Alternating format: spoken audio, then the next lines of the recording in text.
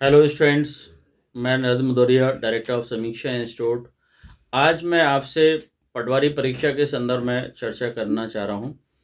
पटवारी परीक्षा ये 2017-18 के बाद में होने जा रही है। काफ़ी इंतज़ार के बाद में ये 7,000 के लगभग यानी कि आपके पद निकले हुए हैं। अब सबसे ज़्यादा यानी कि स्टूडेंट के सामने ये समस्या है, वो है एक नया विषय इसमें ऐड किया गया है, वो सामान्य प्रबंधन।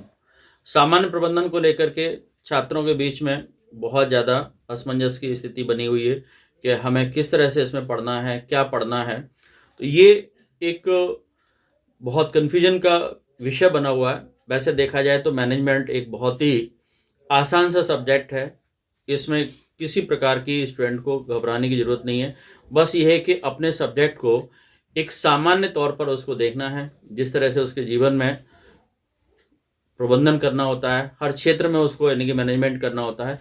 इसी प्रकार से इस विषय को बहुत आसान तरीके से लिया जाए तो आसानी से समझ सकता है।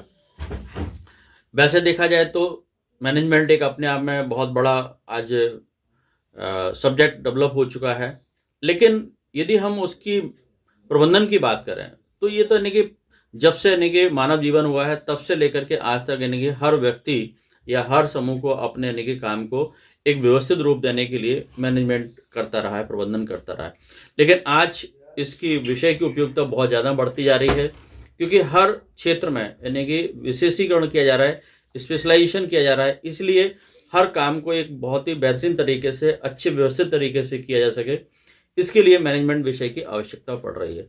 तो इस मैनेजमेंट विषय को पढ़ने के लिए आप यदि देखें तो इसमें बहुत ही आसान चीज़ें हैं कि मैनेजमेंट क्या होता है, उसका इनके करेक्टर्स क्या हैं, इसके बाद उसकी थ्योरीज को आपको पढ़ना है, फिर उसके इम्पोर्टेंट आपके कंपोनेंट्स हैं, एलिमेंट्स हैं, उनको आपको पढ़ना है। एलिमेंट्स में यदि हम देखें तो किसी भी यदि गोल को आप डिसाइड करते हैं, पहले उस गोल को डिसाइड करने के बाद फिर उसको आप कैसे करेंगे, इसके लिए प्लानिंग करते हैं। प्लानिंग यदि आपने अच्छी बना ली है तो एक आपके पास में उस काम को करवाने के लिए एक अच्छा ऑर्गेनाइजेशन यदि है तो बहुत अच्छी तरीके से कर सकते हैं। यानी कि सबसे पहले नियोजन, उसके बाद संगठन की आवश्यकता होती है। यदि और हम अच्छे तरीके से काम को करना चाहते हैं तो उस संगठन को किस तरीके से मैनेज किया जाएगा, तो उसमें आपकी स्टाफिंग होती है। यानी कि ऑर्गेनाइजेशन में आपको कुछ स्टाफ की ज़रूरत होती है। उस स्टाफ के लिए आपका यानी कि एक कंट्रोलिंग सिस्टम होता है जो ऊपर से लेकर के नीचे तक कंट्रोल करने की व्यवस्था की जाती है। तो ये आपका कंट्रोलिंग हो गया, नियंत्रण हो गया। फिर आपने जो सबसे इम्पोर्टेंट बात होती है कि आपके ऑर्गेनाइजेशन में जो लोग हैं, यदि आप उनको बहुत अच्छी तरह से मोटिवेट कर देते हैं, यानी कि उनको आपको अभिप्रेरणा देनी है, यदि आप उनको अच्छी तरह से मोटिवेशन कर देते हैं तो निश्चित तौर पे मान के चलिए कि जो भी आपने गोल डिसाइड किया, जो भी आपने काम सोचा है, वो अच्छी तरह से हो जाएगा। तो ये भी एक मैनेजमेंट का पार्ट है। इसके बाद हम देखें कि मैनेजमेंट में एक बहुत इंपॉर्टेंट चीज़ होती है, वो है आपका कम्युनिकेशन। यानी कि कम्युनिकेशन बहुत ज़रूरी होता है कि आपका जहाँ भी कम्युनिकेशन यदि गैप हो जाता है तो वहाँ काम अच्छे होने की संभावनाएं खत्म हो जाती है। अब ये कम्युनिकेशन भी आपका यानी कि सारे आपके टॉप लेवल के मैनेजमेंट से लेकर के बॉटम तक यानी कि अच्छे तरीके से एक दूसरे के साथ में कनेक्टिविटी आपकी कम्युनिकेशन के माध्यम से होती है। इसमें कोऑर्डिनेशन की ज़रूरत भी होती है। कोऑर्डिनेशन ये है कि हर स्तर का जो यानी कि स्टाफ है, मैनेजमेंट है, टॉप लेवल का, नीचे के स्तर का, उनमें सभी में आपस में कोऑर्डिनेशन होना ज़रूरी होता है। इसके अलावा ऑर्गेनाइजेशन के भी बहुत सारे पार्ट होते हैं, डिपार्टमेंट्स होते हैं, उनमें भी आपस में कोऑर्डिनेशन होना ज़रूरी है। तो ये इस प्रकार का यानी कि कोऑर्डिनेशन भी यानी कि मैनेजमेंट का बहुत बड़ा पार्ट है। इसके बाद एक नई अवधारणा इसमें आ रही है, वो है इनोवेशन। कि जितना अच्छा यानी कि मैनेजमेंट आपको करना है तो नई नई चीज़ों को उसमें आपको जोड़ना पड़ेगा। तो वो यानी कि आपका है इनोवेशन, नवाचार, नव प्रवर्तन। तो ये सारी चीज़ें ही आप यदि इनको डिटेल में पढ़ लेते हैं तो आपका यानी कि ये मान के चलिए कि बहुत आसान हो जाता है। अब इस मैनेजमेंट में एक बहुत इंपॉर्टेंट चीज़ है, वो है आपकी मानव संसाधन, यानी कि आपका ह्यूमन रिसोर्सेज मैनेजमेंट।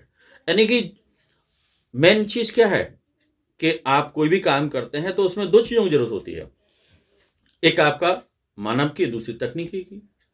तो यदि आपने अपने जो मानव संसाधन है यानी कि ह्यूमन रिसोर्सेस हैं उनको प्रॉपर तरीके से आपने मैनेज कर लिया कि कहाँ पर किस व्यक्ति से हमें कौन सा काम लेना है, यदि ये आपने मैनेजमेंट में तय कर लिया तो आपका ये मान के चलिए कि मैनेजमेंट बहुत अच्छा हो गया। इसके अलावा कुछ यानी कि वित्तीय चीज़ें होती हैं, इसमें यानी कि उन चीज़ों को भी शामिल किया जाता है, जैसे ऑडिटिंग है, वो एक इसका एक पार्ट मान सकते हैं। उसके बाद आपका वित्तीय मार्केटिंग है, और आपका ये मार्केटिंग के भी कुछ मतलब टूल्स हैं, उनको यानी कि आप किस तरह से यूज़ करेंगे, है ना? इसमें आपका एडवर्टाइजमेंट भी होता है मार्केटिंग में। तो ये सारी चीज़ें ही आपके यानी कि इस नए सब्जेक्ट के रूप में जो देखा जा रहा है, ये कंटेंट है, इनको आपको थोड़ा-सा डिटेल में पढ़ना है, और बस ये सारे सब्जेक्ट को लेकर के आप यानी कि उनकी जो एमसीक्यूज़ बनते हैं, वस्तुनिष्ठ प्रश्न बनते हैं, उनका अभ्यास कर लीजिए। और पिछले सालों के जो अदर यानी कि व्यापम के एग्ज़ाम से होने वाले जो एग्ज़ाम हैं, उनमें कहीं न कहीं प्रबंधन पूछा गया है, यदि उनके प्रीवियस ईयर क्वेश्चन भी आप लगा लेते हैं तो बहुत आसानी हो जाएगी। ये सारा काम आपको समीक्षा इंस्टीट्यूट की सहयोगी संस्था जो है, समीक्षा पब्लिकेशन, उसने बहुत बेहतरीन तरीके से कर दिया है। समीक्षा पब्लिकेशन के द्वारा सामान्य प्रबंधन के लिए हिंदी माध्यम में एक बहुत अच्छी बुक पब्लिश की गई है, जो मार्केट में उपलब्ध हो चुकी है। इसके अलावा समीक्षा पब्लिकेशन के द्वारा इंग्लिश माध्यम में भी जनरल मैनेजमेंट के नाम से यानी कि इसी पटवारी परीक्षा के लिए एक अंग्रेजी माध्यम में बुक भी पब्लिश की जा रही है। इसमें सारा कंटेंट जो हिंदी मीडियम में अवेलेबल है, वही सारा कुछ यानी कि इंग्लिश मीडियम में भी समीक्षा पब्लिकेशन के द्वारा बहुत ही शीघ्र मार्केट में पब्लिश किया जा रहा है। आप लोग बुक को देख करके ऑब्जर्व कर लेंगे कि आपको वो जो चीज़ें चाहिए वो सारी उस बुक में अवेलेबल है। बहुत बहुत धन्यवाद।